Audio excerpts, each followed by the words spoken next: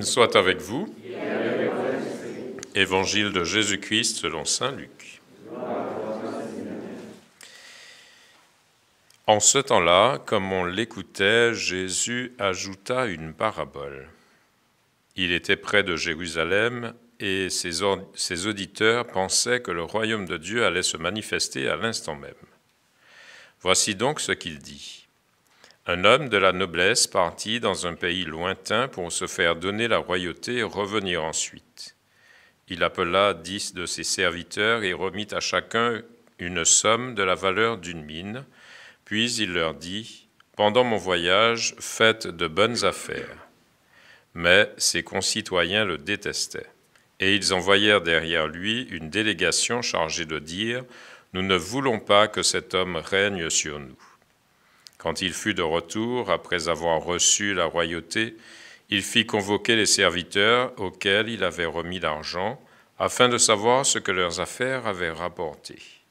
Le premier se présenta et dit, « Seigneur, la somme que tu m'avais remise a été multipliée par 10. » Le roi lui déclara, « Très bien, bon serviteur, puisque tu as été fidèle en si peu de choses, reçois l'autorité sur 10 villes. » Le second vint dire, « La somme que tu m'avais remise, Seigneur, a été multipliée par 5. » À celui-là encore, le roi dit, « Toi de même, sois à la tête de 5 villes. » Le dernier vint dire, « Seigneur, voici la somme que tu m'avais remise, je l'ai gardée enveloppée dans un linge.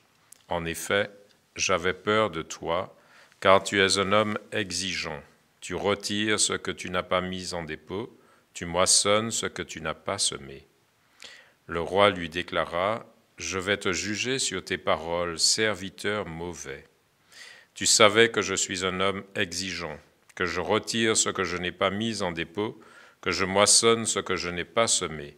Alors, pourquoi n'as-tu pas mis mon argent à la banque?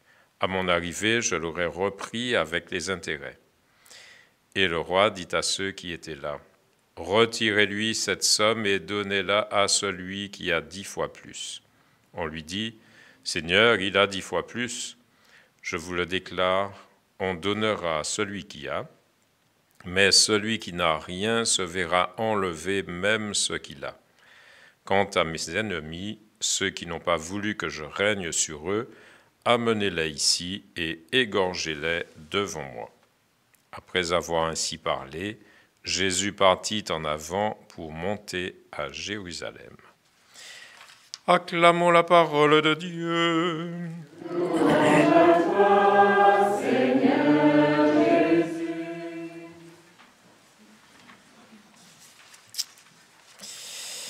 Ce sont des textes un peu compliqués aujourd'hui. Mais nous sommes tendus vers la fête du Christ roi, donc qui sera dimanche, la fin du calendrier liturgique, et en même temps la fête de la fin du monde, puisque c'est ce qu'on célèbre, le retour en gloire du Christ, qui règne et qui va régner définitivement sur le monde et sur l'humanité. Et donc, nous sommes tendus depuis quelques jours orientés vers cette fin, qui pour le coup n'est pas une fin malheureuse, mais au contraire une fin heureuse. Et notre vie doit être orientée vers cette fin heureuse, c'est-à-dire le retour du Christ en gloire et la fin des temps. Le renouvellement de toute la création par la volonté de Dieu, et par le retour du règne de Dieu sur terre. Enfin, le règne de Dieu, et que le règne de Dieu, et pas le règne d'autres esprits malfaisants pour le coup. Donc voilà, notre vie, elle est orientée vers cette fin heureuse, très heureuse, puisque nous allons rentrer à la maison, nous allons retourner à la maison. Nous serons avec le Père, le Fils et l'Esprit, et puis tous ensemble, j'espère. Voilà.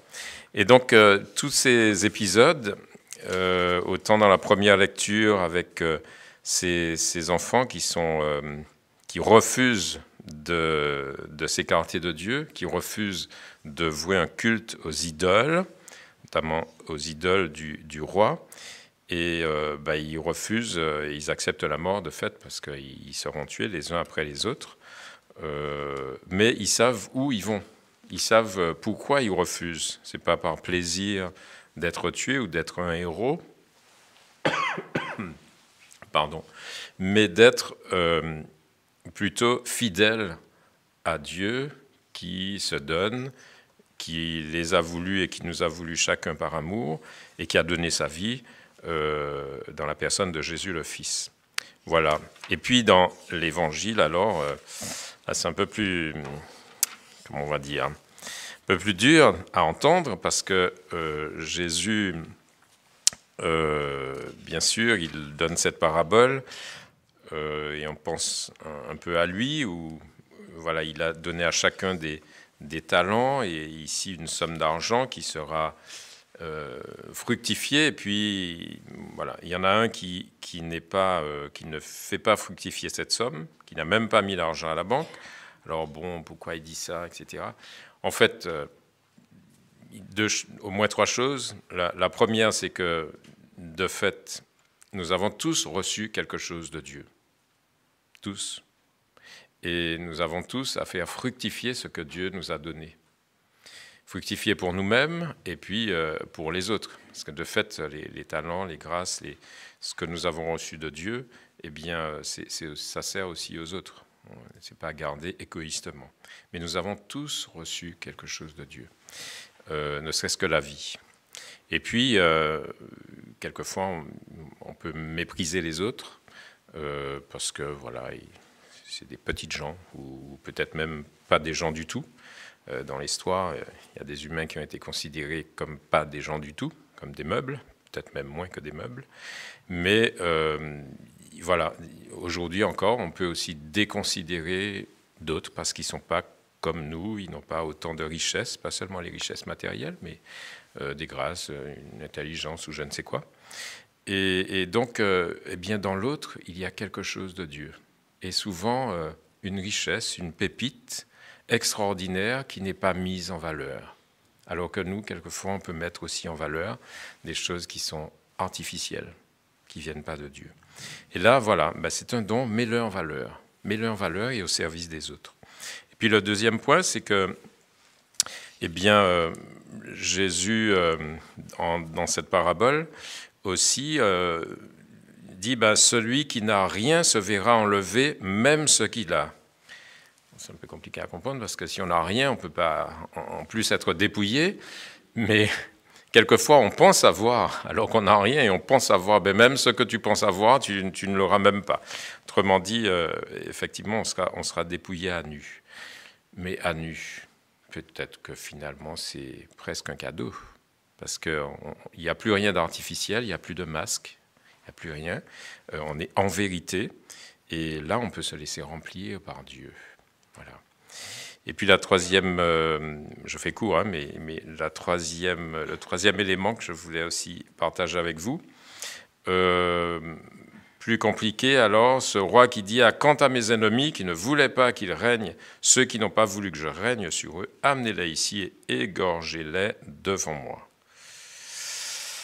Alors, je ne pense pas que ça sera une boucherie, certainement pas, mais dans ce geste alors dans cet ordre, égorgez-les devant moi, de fait, quand on est égorgé, on perd la vie, et de fait, quand on n'est plus avec Dieu, on perd la vie. On perd la vie. Parce que, voilà, Dieu est finalement l'essence même de notre vie. Voilà ce que je voulais vous partager un petit peu pour nous permettre de regarder cette fête de la fin des temps, du règne de Dieu, du Christ roi, du Christ en gloire que nous allons célébrer dimanche, mais la regarder avec espérance. Notre destination finale, c'est l'éternité, c'est d'être avec Dieu. Alors n'ayons pas peur, même si encore aujourd'hui, notre vie est un peu difficile, même si nous sommes face à des choix quelquefois crucifiants, qui peuvent nous mettre en difficulté, mais si on les fait au nom de notre foi, à cause de notre foi, et par amour, voilà, ça porte du fruit. Peut-être pas sur le moment, mais plus tard. Voilà. Et puis, nous prions pour des amis, des frères et sœurs qui sont décédés, eh bien, eux aussi, ils voient déjà cette gloire, ils voient déjà l'éternité, ils voient déjà Dieu à leur manière, Dieu que nous espérons. Alors, gardons cette espérance, prions pour ceux qui nous ont précédés, et puis, voilà, pas quoi qu'il en coûte, mais quoi qu'il puisse arriver, le Seigneur nous attend et nous invite à sa table. Amen.